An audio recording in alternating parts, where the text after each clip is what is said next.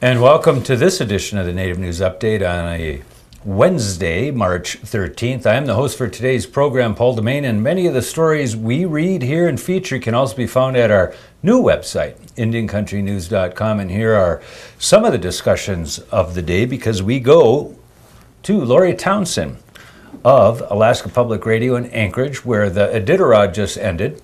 The nominations for the Alaska Women's Hall of Fame have been made for this year's selection, and issues with a provision that exempted Alaska Native communities from the Violence Against Women Act. That's causing a stir.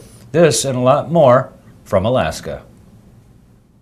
Lori Townsend, thanks for joining with us once again on the Native News Update. We want to ask you a little bit about what's been happening in Alaska since we last talked to you. It's been a long time, but give us an update on this Iditarod. I understand there was a winner yesterday. Yes, there was a winner in the 41st running of the Iditarod, and the winner was Mitch Seavey. He came in last evening, sometime around after 10:30 or so. Allie Zirkle was chasing him hard, and she came in second, about an hour behind him.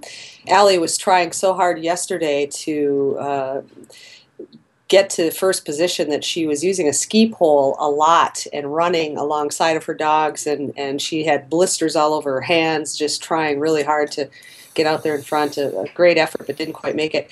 There were 9 Alaska Native mushers in the Iditarod this year, and so is that a record number in the 40 years, or just that's a good question. I'm not sure, okay, Paul, but there is kind of a general sense that there's sort of like this mushing renaissance going on in interior Alaska, where a lot of the villages are getting young people back involved. I know in Kotzebue, the Kobuk 440 group up there are really trying to get young people involved with dog handling, because it's such a great way to teach a lot of things. Teach personal responsibility, connection with other living beings, respect for other things, and discipline, because of course it takes a lot of discipline to not only properly care for those dogs, but to go out and train, and it takes a lot of physical effort too. One of the things I was thinking of this morning was the fact that we have these top athletes in the Iditarod.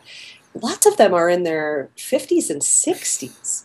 And a couple, we have Jim Lanier, who is 73 years old, still running that race. And when you compare that to, and I mean, these guys are running through 50 below zero, through open water, strenuous exercise to the heart.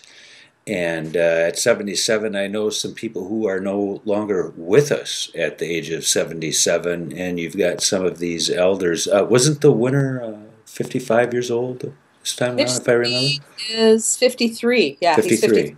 So when you compare that to other top athletes, basketball, pro basketball players, football players, those guys are, getting washed up or done by the time they're 30. So it's incredible that this level of athletes in the Iditarod can be still doing this race. Dee Dee Johnroe, who is a cancer survivor, took 10th place this year. She's ran the race 31 times. She's 59. So it's kind of amazing, and I think it's just really exciting that there's some really tough Alaskans up here. Yeah. Along that route, how does that impact the Native communities? Is it something that is beneficial to their economic stimulus, visibility? What does it do for them? Do they volunteer to help out on this a lot? Oh, it's like a big festival along the trail. All the communities, they have a lot of fun. The kids come out and they chase the mushers in. They chase along with them out, and they're asking for autographs, and people cook a lot of food and bring it to the community centers and help feed the mushers when they come in. People help with bedding the dogs, and so it's very, very well supported out in Bush, Alaska, out in the villages. And part of the tradition, a lot of the mushers say that the folks in the villages, their first concern is making sure the dogs get taken care of properly. And so it's very well supported out along the trail, and people really just have a great time. It's interesting. You have several women involved in this, and as long as we're talking about women being involved in that, it's Women's History Month. Tell us a little bit about that whole event from an Alaskan perspective. It is Women's History Month, and Alaska has the Alaska Women's Hall of Fame. It was started, the Hall of Fame started during the year of the 50th anniversary of Alaska about 4 or 5 years ago. And so the idea was that women in this state have really helped write the history. And so they started inducting women from across the state. And this year they inducted 15 women into the Hall of Fame. I went and recorded the whole ceremony, and I'm producing 15 modules of the profiles of these women. One of the women that was inducted this year is, they're all amazing, but Marie Nash stands out to me because she is a woman who is of Alutiiq and Japanese descent. And she was born in an internment camp. Her family was ripped out of their village out in the Bristol Bay area, in the Dillingham area during World War II, sent to an internment camp because of her family's, one side of her family's Japanese heritage. Mm-hmm. And that's where she was born. She went from that to back out to the Bristol Bay area, to her native village out there, and went on to college and became the office director for Senator Ted Stevens. She worked for him for decades. And when I talked to her, I just said, what an amazing trip to be someone who was born in an internment camp and then to work for the most powerful Republican senator in U.S. history, and also a man who was a World War II combat vet. Right. So such an amazing trip, and she's just a really delightful woman, and it was fun to see her get honored last week. Well, good. And as long as we're on this whole subject of women again, most of Indian country is celebrating the passage of the Violence Against Women Act. Now, I was reading something about some Alaskan concerns on that legislation. Can you explain what those were? Yes, because most of your viewers, listeners may know or may not know that Alaska, although we have 229 tribes in Alaska, there's been some court decisions that have said Indian country does not exist here in the legal sense, except for in Metlakatla is the only reservation area in the state. So because of that, Senator Murkowski included a special rule, and apparently it was at the behest of the Attorney General's office, clarifying that the tribes don't have the same authorities here as in the lower 48. So that, of course, has a lot of tribal advocates incensed about this and very upset that that rule was put into place, kind of separating out the tribal court system here and Right. not allowing them the same authorities. That has been a big fight with the state of Alaska. Just the last round of court decisions in that regard about tribal courts was in relation to tribal courts being able to issue birth certificates for tribal adoptions. The state wouldn't recognize those. So I imagine this will end up in court as well. Okay. When we talk about 229 tribes, those have at times been described to me as more as villages rather than tribal entities. We get in several different tribal entities. It would be like maybe on the Lakudere Reservation you had Reserve, you had New Post, and you had Round Lake, and they were all counted as three independent entities rather than within the realm of a reservation. That's kind of see how I perceive that, but it's again like some of these villages have their own traditional court systems and systems that are now recognized by the federal government. But you're saying that this provision doesn't appear to apply to them. So the extension of jurisdiction over non-Indian spouses is not a provision that's going to help out Alaskan communities. Yes, as it currently stands, because that is where the rub comes in, is authority over non-tribal members. And the state is concerned about allowing that authority to grow in the tribal court system.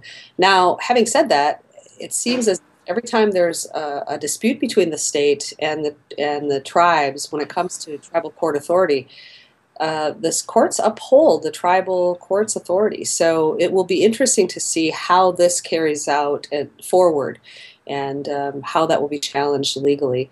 I don't think we've heard the last, or I'm sure we haven't heard the last Right. of.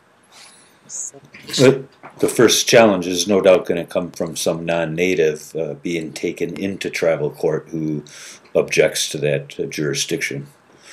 Possibly. It's possible that NARF will bring some legal challenge to this as well, because I know that there's Native American Rights Fund attorneys here in the state who are not pleased with the way this came together. That'll be interesting. Well, that wraps it up kind of today, except for one thing. You've been Alaska, the state of many, many earthquakes. Tell us a little bit about how that feels when the earth shakes, okay? And don't use your imagination. Just tell us what is it like to live in a state where you've been shaken how many times in the last year or even the last week? Well, we're part of what's called the Ring of Fire, so Alaska is in that area, and it's not unusual for us to have, dozens and dozens every day. I counted the other day, I think there was 60 earthquakes on one day in the state, and most of them people don't even feel. But What do you certainly, do? You see them like in your glass of water kind of shakes like that, or what tells you that something's going on? yeah, the other day we had a magnitude 4 point something, and when they get around that, you definitely feel them, and I just felt this slow roll sort of back and forth, Uh-huh. and it stopped, and then it started again, and when it starts again, that's when you start to feel like, oh, all right, maybe I should get up and head outside or do something. But coming from the Midwest and Sure. then moving to Alaska and feeling the ground move that way is Right. the first few times it's very startling, and you never really get over Right. how surprising and kind of I shocking it is. mean, getting up in your office, which is shaking, and running outside so the building can fall on you seems like an acceptable provision for escaping the earthquake. Well, here's my theory about that. Stand in a doorway. I want to be outside of a building. I don't want to be in a building that's going to collapse. I want to be outside. I'll take my chance with in the parking lot, and if I have to jump across a crack, I'll do that. Do these, is there any significance to, I mean, I've read sometimes that a lot of these little earthquakes kind of lead up to what they call the big one on a regular basis, that those small tremors are indication of that stress between those two plates. And are people suggesting that there could be a big one in the near future because of all this activity? Well, some experts say there's two different types of earthquakes. One where plates are slipping over each other, and that's a Right. buckling effect, and the others where they're kind of slipping past each other. And I'm afraid I'm not an expert, and I don't remember which one is when there's smaller earthquakes. It's actually kind of pressure off. It's probably the ones where they're coming together, and Right. so it's kind of a good thing to have those smaller quakes. It's sort of alleviating the pressure going forward. Exactly. Had one about a month or so ago now, that was very large in southeast Alaska. It was very, very frightening for folks down there in those island communities. It's rare for them to have a large earthquake down there, and it was right off Prince of Wales Island. It was a very large earthquake, and there was huge in a lot of the communities down there. And it was very concerning for about an hour and a half or so. It was very, very intense, and we were very worried about people in some of those communities that are right on the water. Luckily, though, there was a small wave, but it was only about a foot and a half high. So that was fantastic. But that is the concern: is that if there's a large earthquake, the tsunami is what is a big concern for people in coastal areas. You run across any old time stories about those kinds of things, earthquakes, anything that stands out ever about talking to the natives there about what that's all about? Well, a lot of Native people that I talked to in Southeast Alaska said, this is not something that we're so used to in this part of the state. Up here and in interior, it's very common to have a lot of earthquakes, but in Southeast, it is uncommon. So it was frightening to people. And one person that I talked to, I heard this with the Weather Service, but one man that's a friend in Sitka had posted that night after the fear of the tsunami had passed. He posted that the temperature rose 10 degrees within about an hour of the time that the earthquake first hit in the tsunami warning, which was very puzzling to me. I've talked to a couple people that couldn't figure out what that might have been about. But Right.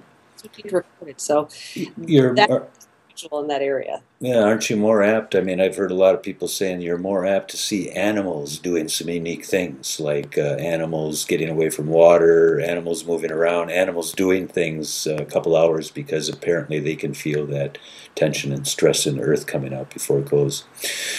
Well, keep your eyes open for the big one, all right? And we will keep talking to you. Hopefully, we'll get back to you in the near future on this stuff. This is wonderful material. We want to check in soon. Lori, thanks for joining with us. Good to talk to you, Paul. And that's another roundup of news from Indian Country on this edition of the Native News Update. We want to say miigwech for joining with us and come back again soon.